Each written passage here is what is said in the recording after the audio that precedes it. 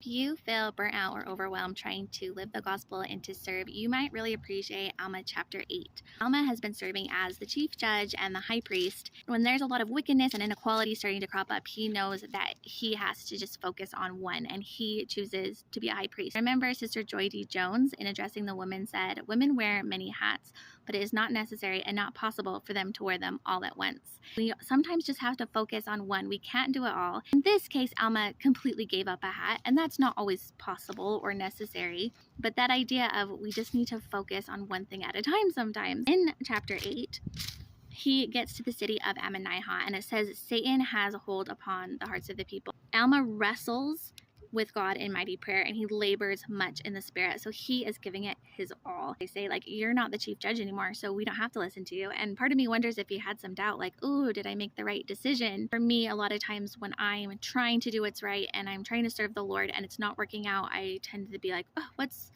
wrong? Why isn't this working? But just knowing that those hardships and challenges are a real part of the work, like things aren't just easy because we're trying to do what's right. Those challenges are still there. So we're in good company. That happened to Alma too. They revile him, they spit on him, and they cast him out of the city, and he leaves weighed down with sorrow, wading through much tribulation and anguish of soul. But an angel comes. First thing the angel says, rejoice, because you have been faithful. When we're not seeing the outcomes that we feel like we should be seeing, we feel like a failure.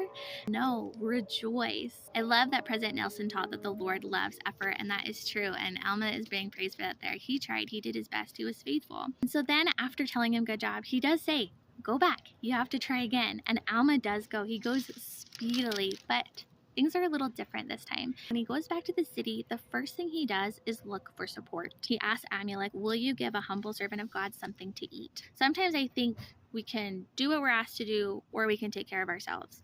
But here we see that both things are possible. Also, I think it's cool because Amulek has been being prepared. An angel came to Amulek and told him that he was going to serve Alma. All that wrestling that Alma had done, it had not fallen on deaf ears. The Lord has prepared somebody to help him. It says Alma tarried many days with Amulek before he began to preach unto the people. This is so interesting to me because we don't want to be complacent and we don't want to procrastinate when the Lord asks us to do something. He did obey right away, but also maybe the pace we sometimes think we need to go isn't the pace that the Lord expects of us. I imagine that he's teaching Amulek during this time. Getting his bucket filled, he's helping Amulek until the Lord tells him, go forth and prophesy, that then they go. They waited for the Lord to kind of tell them the next step.